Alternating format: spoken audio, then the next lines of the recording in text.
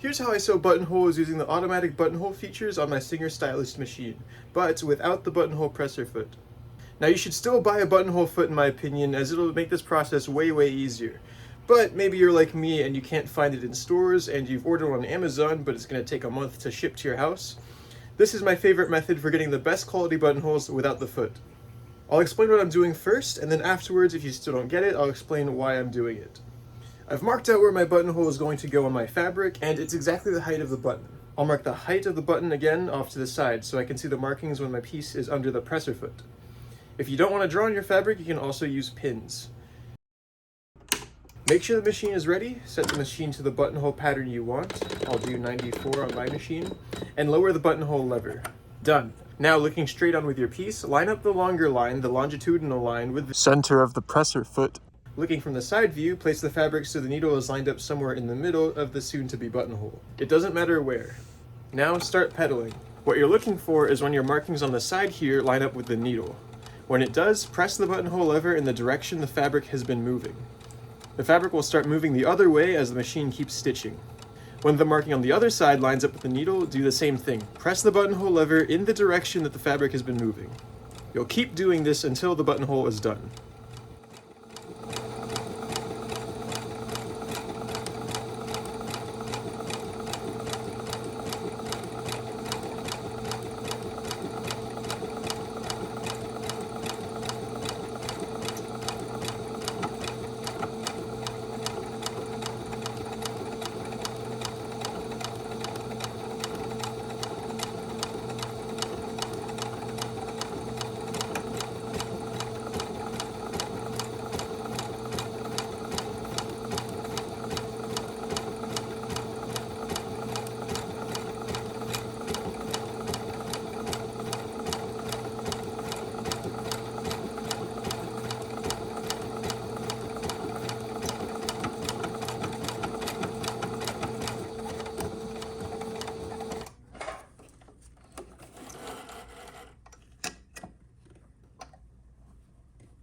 Here's a couple of tricks to keep in mind. Every machine is probably different, but here's what I've noticed with the Singer Stylist model.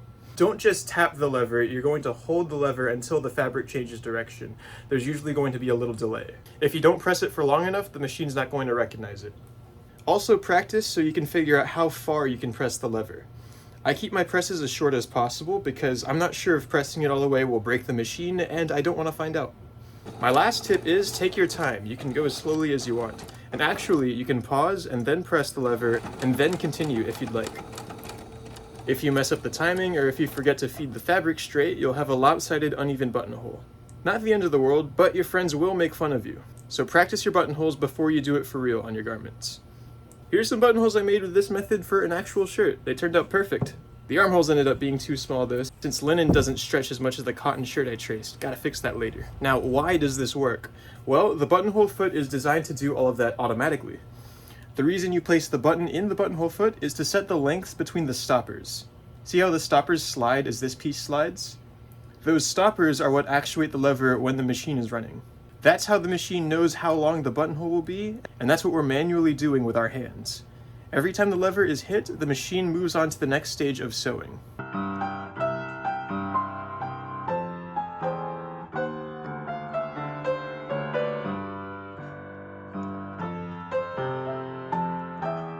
I bet you don't even have a Nintendo Wii wrist strap on your phone. But I do. This is now a sewing channel. NASCAR is banned. Ain't that right, doggy? Do not watch my NASCAR videos. It will be sewing from now on. Sewing from now on.